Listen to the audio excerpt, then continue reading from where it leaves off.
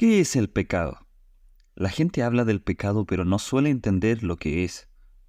Cuando nos damos cuenta de que el pecado es lo que nos aleja de Dios, es importante comprenderlo. ¿Por qué algunos hombres se comportan como animales?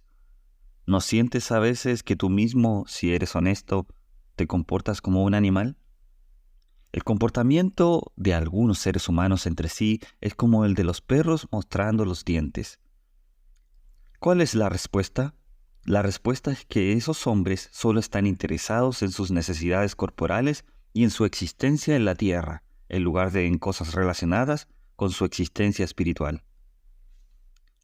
Entonces, ¿en qué está interesado un animal? Un animal no tiene valores espirituales. No hay ningún animal en el mundo que piense en Dios. Nunca encuentras un mono religioso o un perro religioso arrodillado en alguna parte realizando un acto de adoración. Pero cuando se trata del hombre, incluso en las selvas, los bárbaros que no conocen ninguna religión ni han sido educados, tienen la sensación de que hay un Dios a quien han desagradado de alguna manera. Por eso hacen sacrificios. Tal vez adoran al sol, o a un árbol, o a alguna otra cosa creada. El hombre tiene esa sensación de que debe rendir cuentas a un ser supremo. Ningún animal tiene eso. Entonces, ¿cuáles son los intereses de los animales y los humanos?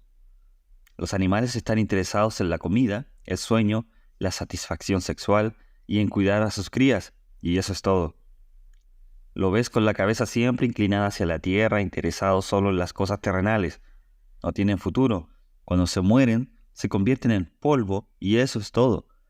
Pero el hombre fue creado principalmente para ser hijo de Dios. Tenemos un cuerpo, por supuesto. Necesitamos comida. Dios nos creó con deseo sexual y necesitamos dormir. Todas estas cosas están bien, siempre y cuando se cumplan de manera legítimas. Si tenemos hambre, no debemos robar para comer. Hay formas legítimas de ganarse la vida.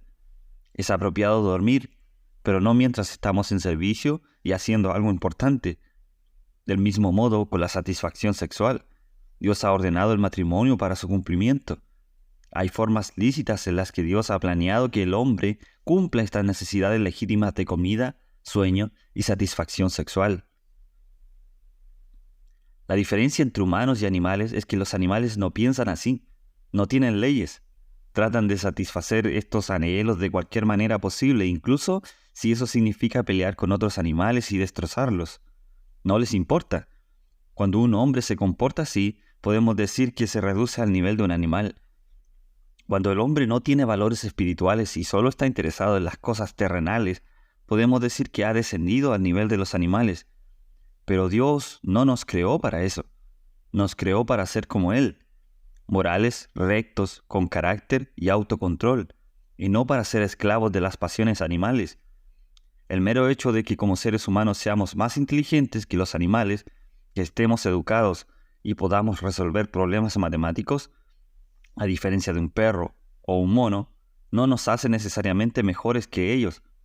Hay una gran diferencia entre ser más inteligente y ser mejor que ellos, porque encontramos que incluso personas inteligentes y educadas a menudo son esclavas de la avaricia, la lujuria sexual, la ira, el resentimiento y el egoísmo, y muy a menudo su comportamiento, a pesar de tener doctorados y ser inteligentes, es exactamente como el de los animales.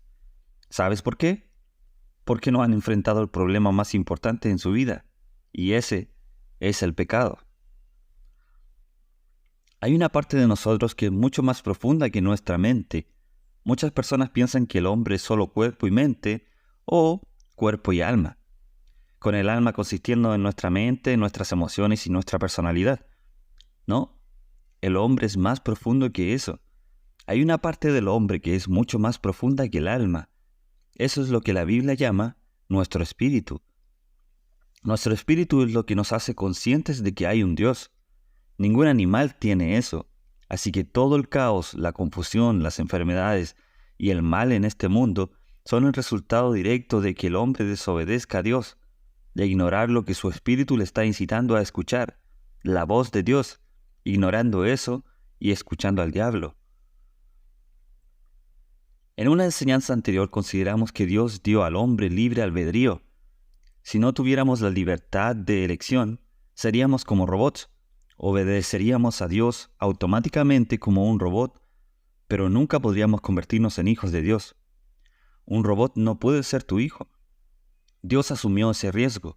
Podemos decir de la posibilidad de que el hombre lo desobedeciera, de traer caos y confusión a este mundo al desobedecerle y escuchar al diablo, siendo engañado por el diablo. Pero estuvo dispuesto a asumir ese riesgo porque quería hijos. Quería a aquellos que le obedecieran por elección voluntaria, libremente, no por obligación. El primer hombre y la primera mujer que Dios creó, Adán y Eva, fueron creados inocentes y tenían que elegir si querían ser santos. Tenían la libertad de voluntad y para hacer esa elección tenían que ser tentados. ¿Cómo sabes, por ejemplo, si tu hijo te obedecerá si lo pones en una habitación con libertad para hacer lo que quiera?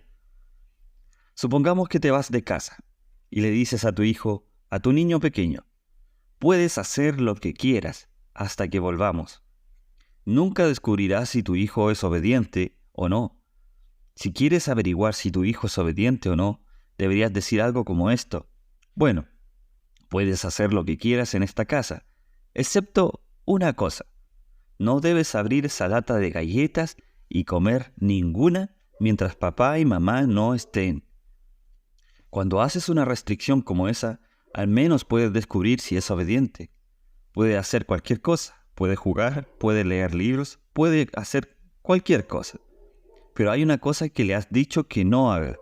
Cuando vuelves y ves que ha hecho esa única cosa que le dijiste que no hiciera, descubres si es obediente o no. Esa es la razón por la cual la tentación es necesaria para que el hombre pruebe su obediencia, para que el hombre haga una elección y digo no a algo y sí a Dios.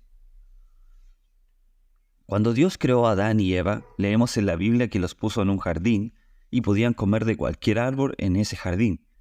Había árboles hermosos con mucho buen fruto, y Dios dijo que podían comer de todo. Es como decirle a tu hijo que puede hacer lo que quiera, excepto una cosa. Y eso es lo que Dios les dijo a Adán y Eva también. Hay una cosa que no quiero que hagas. Hay un árbol en particular del que no quiero que comas. No era muy difícil. Había 1000 otros árboles con excelente fruto a los que podían ir. Había otro árbol llamado el árbol de la vida, al que también podían ir. No es que Dios plantara 1000 árboles y les dijera que no podían comer de 999 de ellos y solo podían comer de uno. Entonces podríamos decir que eso habría sido difícil. Quiero decir, si dejaste a tu hijo en casa y le dijiste 999 cosas que no podía hacer, probablemente ni siquiera las recordaría. Si solo lo permitiste hacer una cosa, habría sido difícil, pero no era así. Dejaste a tu hijo en casa diciendo que podía hacer cualquier cosa que quisiera, excepto una cosa que no debía hacer. De la misma manera, Dios les dijo a Adán y Eva que solo había un árbol del que no debían comer. Ahí vemos el propósito de la tentación. Es para que el hombre se vuelva santo. Al decir no a esta tentación, podría volverse santo. Pero por otro lado, si dice sí a esa tentación, entonces pecaría. Esa elección era necesaria. Ya vimos la razón de la libertad de elección. Leemos sobre esta tentación que Adán y Eva tuvieron que enfrentar y los resultados en el primer libro de la Biblia, Génesis 2 y 3. Hay una gran diferencia entre ser inocente y ser santo. La inocencia es lo que ves en un bebé. Sabes que un bebé es ignorante del bien y del mal, ni santo ni perfecto. Pero si un bebé a medida que crece quiere convertirse en un hombre de carácter, tiene que tomar decisiones. Adán, aunque físicamente era como un hombre adulto, en cierto sentido era como un bebé. Era inocente y tenía que elegir rechazar el mal y elegir a Dios para convertirse en un hombre espiritual maduro, que es lo que Dios quería que fuera. Ahí entendemos la razón por la cual Dios permite que seamos tentados con nuestras pasiones, con cosas que sabemos que están mal, y por qué Dios permite que Satanás venga y nos tiente. ¿Sabes lo que sucede cuando nos negamos a ceder a la tentación en nuestras mentes? Cada vez que dices no a una tentación, estás desarrollando carácter. El tipo de persona que eres hoy es el resultado neto de todas las decisiones que has tomado en tu vida hasta ahora. Si otros a tu alrededor tienen un mejor carácter, es porque tomaron mejores decisiones. Y si tienes un mal carácter, es porque las decisiones que tomaste fueron malas.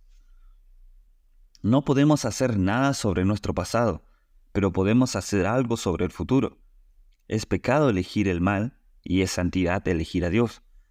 Jesús ha venido para mostrarnos esto, para que sepamos lo que es bueno para nosotros. Él no solo ha venido a mostrarnos lo que es correcto, también ha venido para ayudarnos.